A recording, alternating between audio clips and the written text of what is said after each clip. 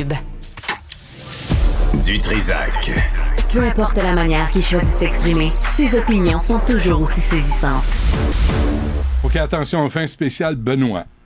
OK? Spécial Benoît. Benoît du Trizac, évidemment. Benoît Doré, maire de l'arrondissement du Sud-Ouest. Bonjour.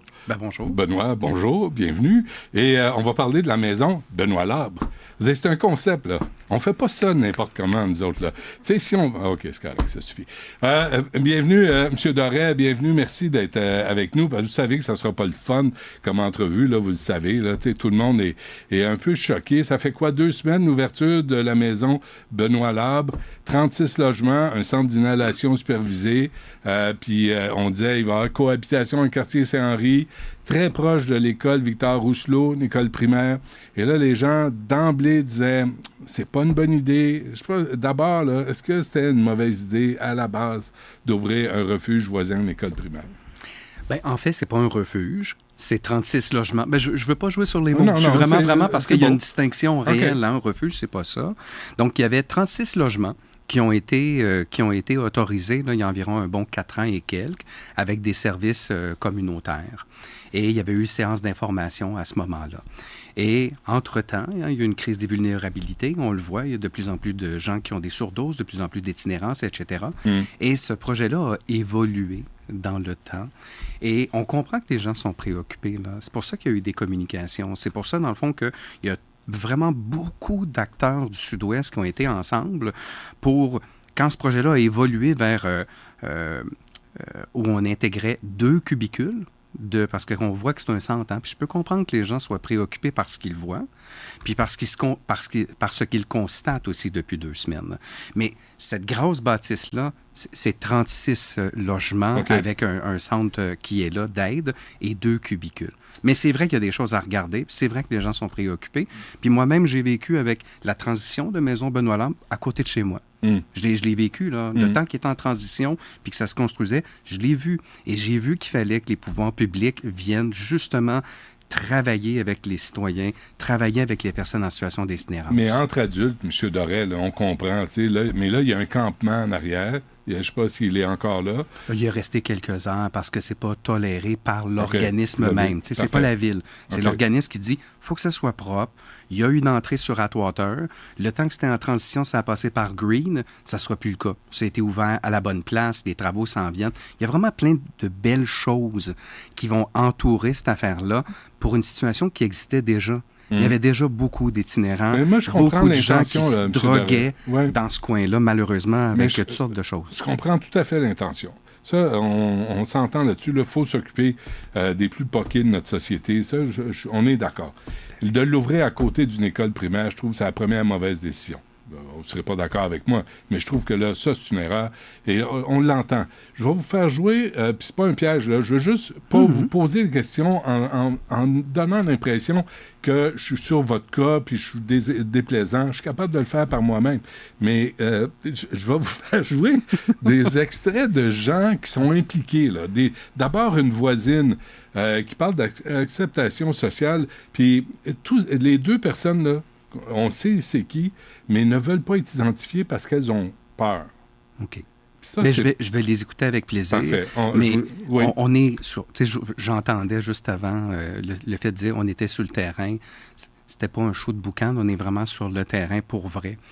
Mes gens, on y est là. Le député également de Saint-Anne, son équipe est là vraiment au quotidien. On a des fonctionnaires qui sont impliqués, donc on les entend, on partage avec les voisins voisines. 24 heures par jour. Ben, c'est impossible, vous ne vivez pas là. Sûr non, mais certain. c'est ça. Fait qu'on s'entend là-dessus. Vous êtes là, vous êtes de bonne foi, mais les gens qu'on va entendre le vivent au jour le jour. Je vous fais écouter la première intervention. C'est une voisine. On connaît son identité, mais la voici. Okay. Au-delà du fait que, si on parle d'acceptation sociale dans le quartier, honnêtement, il s'en est balancé, et ce, depuis le jour 1. Il n'y a personne qui entend parler d'un centre d'injection à côté d'une école primaire qui se dit « c'est une excellente idée, allons de l'avant ». Il n'y a personne qui est d'accord avec ça, là. Je veux dire, il a fallu que ça fasse les manchettes puis que ça bourdonne partout pour que là, ils décident de se pointer sur le terrain puis de venir voir ce que ça donne. Alors, on vous reproche d'être venu à la dernière minute quand ça dérape, Puis on va vous donner des exemples de dérapage, vous les connaissez, mais on va les entendre d'un père, d'un enfant de la maternelle. Mais d'abord, cette voisine-là, qui ne veut pas être identifiée parce qu'elle a peur, vous lui dites quoi? Ben, je comprends pas pourquoi elle a peur. Je pense qu'on vit dans une société démocratique où elle a le droit de s'exprimer et d'avoir des craintes fort légitimes. Mais c'est pas vrai qu'on était là à la dernière minute. Ouais. On y est allé à quelques reprises. J'ai vu aux alentours ce que ça donnait. Il y a vraiment un travail qui est fait au quotidien avec Maison Benoît-Labre pour que ce soit un succès parce que c'était vraiment une situation qui était constatée sur place, là. Je veux dire, ça fait plusieurs fois que je me rends dans des résidences, dans une résidence de personnes âgées au métro Lionel-Groulx, où il y a beaucoup d'itinérants, où oui, malheureusement, parfois ça se bat, où oui, il y a de l'injection de drogue, puis des choses comme ça, mais dans des conditions qui n'ont pas de bon sens. Ça ne devrait pas se faire dans la sphère publique, puis ça inquiète le monde.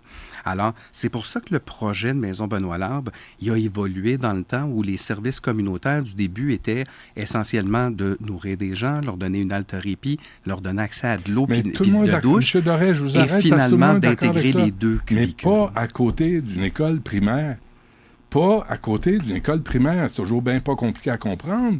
Tout le monde vous dit la même affaire. Les citoyens, moi, le sans-dessin en chef, là, je vous le dis, je comprends pas que vous ayez accepté de construire, de permettre la construction de 36 logements, des cubicules d'injection à côté d'une école primaire. Les cubicules, M. Dutrisac, sont arrivés entre-temps, associés justement au constat que la direction de la santé publique, le CIUS, oui, EMIS, un paquet de gens qui disent c'est ça qu'on vit dans l'espace public, ça se fait alentour de l'école. Là, il y en avait déjà des brigades alentour de l'école pour aller voir la propreté et s'assurer. Ça consomme déjà.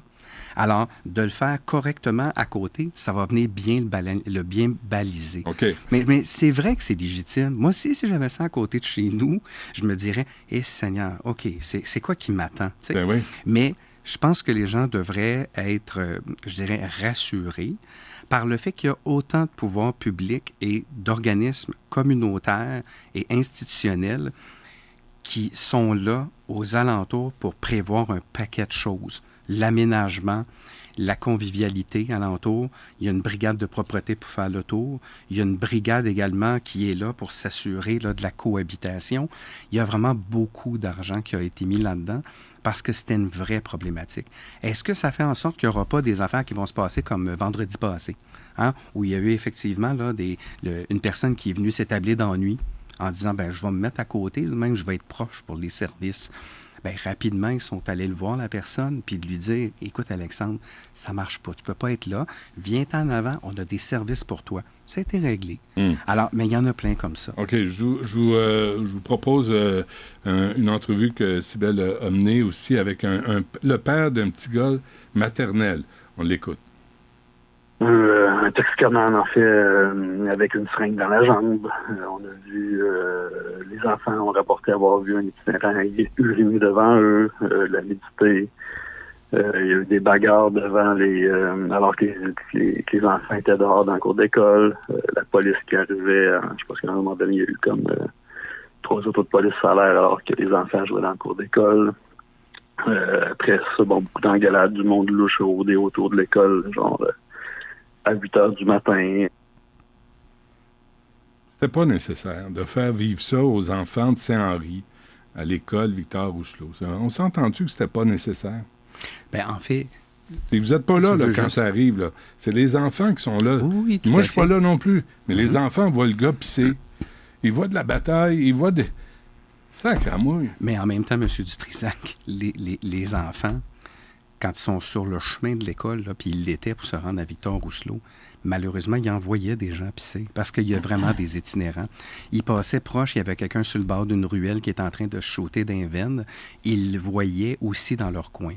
Mais c'est pas pour le banaliser, c'est vraiment pour dire qu'il y a moyen de faire ça correctement.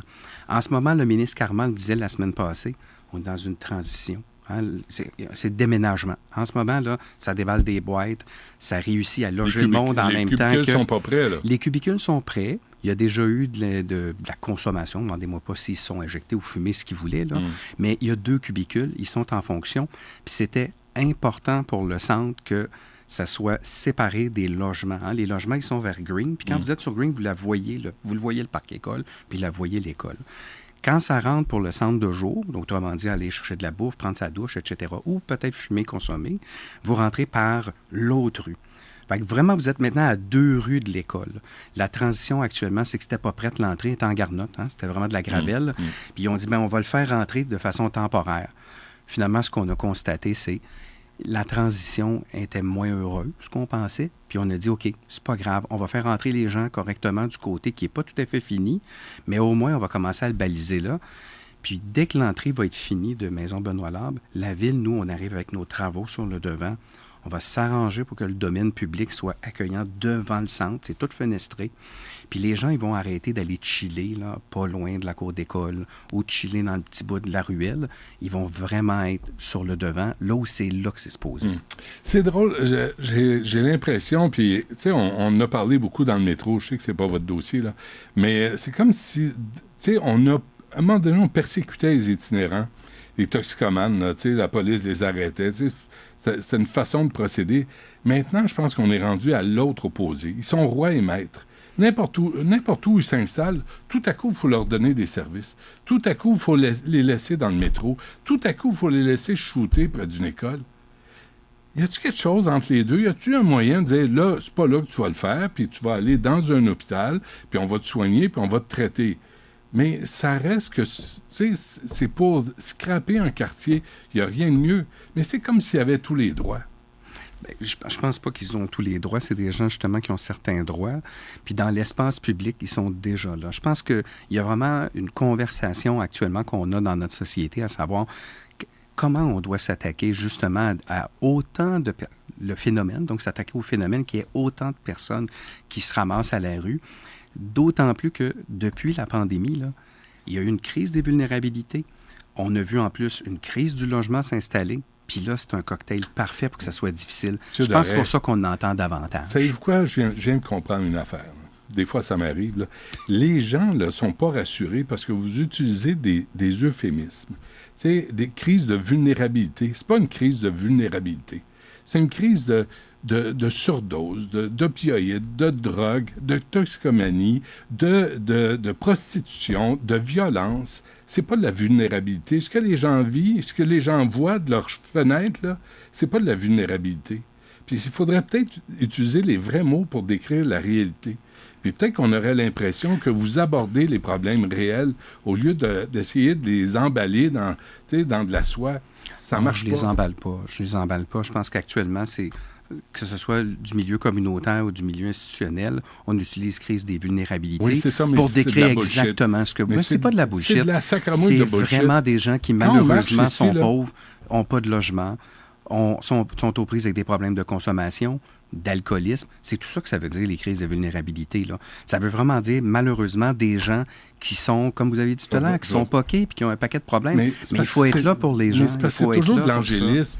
Moi, je veux pas les mettre en taube, les torturer, mais je vais vous raconter qu'on a une amie là, qui se promenait sur la rue Sainte-Catherine. Le gars est arrivé devant elle, puis dit « Donne-moi 20$. » Là, je vous le dis, M. Doré, là, fiez-vous à moi, là, je vous dis la vérité. Donne-moi 20$. Elle a tellement eu peur là, qu'elle finalement est rentrée avec lui dans le dépanneur, puis elle lui a acheté des cigarettes, puis elle est partie. On ne va pas commencer à tolérer ça.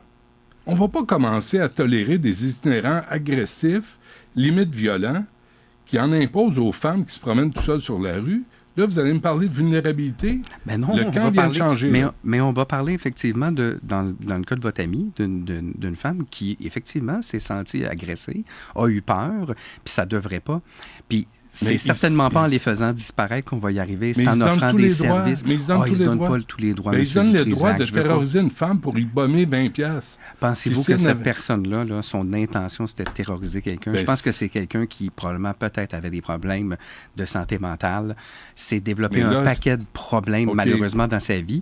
Puis la solution, c'est de donner des services, puis d'avoir des logements qui ont du bon sens pour les sortir de la rue. Est-ce que c'est aux enfants de gérer ça? Qui a le plus de droits? Qui a des droits? Les itinérants toxicomanes ou les enfants d'une école primaire, un petit peu de maternelle? Qui va passer en premier? Parce que là, pour l'instant, ce que vous me dites, c'est que les enfants passent après. Ah, ben moi, c'est pas la lecture que je fais. La lecture que je fais, c'est que les enfants voyaient de toute façon toutes sortes de choses qui se passaient là, alentour, dans le secteur. Puis, malheureusement, là, il semble y avoir quelque chose qui se passe dans la transition. Or, je suis vraiment confiant, le député est confiant, je pense que le ministre Carman l'est, l'organisme aussi, puis vraiment, tout le monde là, qui est à la table du comité de bon voisinage se dit que ça va fonctionner. Okay. Il y a beaucoup de ressources qui sont là, et puis nos jeunes vont être en sécurité. C'est sûr et certain, on a fait plein d'aménagements. Les gens nous disent qu'ils sont mal informés ou ils ne sont pas informés. Ils doivent courir après l'information. Ça, est-ce qu'on peut améliorer la situation? Tout à fait, pour vrai. Les communications, je veux dire, il y en a eu plusieurs qui ont été faites. C'est justement pour ça que la semaine passée, les journalistes sont présentés à une visite du ministre qui était prévue, là, je ne sais pas depuis combien de temps, et on est répondu aux questions. Le comité de bon voisinage a été formé l'automne dernier, puis c'est l'instance vraiment là, qui est là pour les marchands, pour les parents de l'école, la direction de l'école, la Ville de Montréal, la direction de la santé publique. Il y a beaucoup d'informations. Est-ce qu'on est capable de faire un petit tour de vis supplémentaire, tout le monde, pour donner plus d'informations correctement? Ben oui, il faut le faire. Et se préoccuper des enfants de l'autre bord. Tout à fait, M. Dutrisac. Non, mais, tu sais, t'es en première année, là, tu vois le gars pisser, tu vois les gars... Je veux dire, ils n'ont pas besoin de ça. Là. La vie est assez tough, là, à Montréal. Tout à fait. Puis c'est pour ça que on se dirige vraiment vers une situation qui va être autrement que la transition qu'on a vécue dans les 2 semaines. Allez-vous avoir une présence policière? Ah oui, elle est là. D'ailleurs, les journalistes la semaine passée ont vu, là, il y en a qui étaient venus en amont, etc. Oui, il y a une présence policière, puis la police fait partie également du comité de bon voisinage. Mais pas en travaux communautaires. Là. La police pour imposer la loi. Oui, la police qui est là pour faire tous les volets qu'un policier a à faire. OK, parfait. Merci d'être venu à l'émission. J'espère que ça va rassurer les gens. J'espère que ce que vous dites, ça va être des actions. Tout à fait. On est vraiment en action. Il y a des budgets qui ont été votés. Le ministre Carman, la semaine passée, c'était pas juste une visite de courtoisie. C'était de voir comment ça fonctionnait, de voir les budgets qui étaient nécessaires. Et puis, les gens vont voir vraiment une différence. Puis, ils vont voir des beaux travaux qui vont faire en sorte là, que les itinérants vont davantage être à un endroit, à la bonne place, correctement. Puis, ça va soulager le pourtour. Parfait. Benoît Doré, merci d'être venu à l'émission. Ça me fait plaisir. Lâchez pas.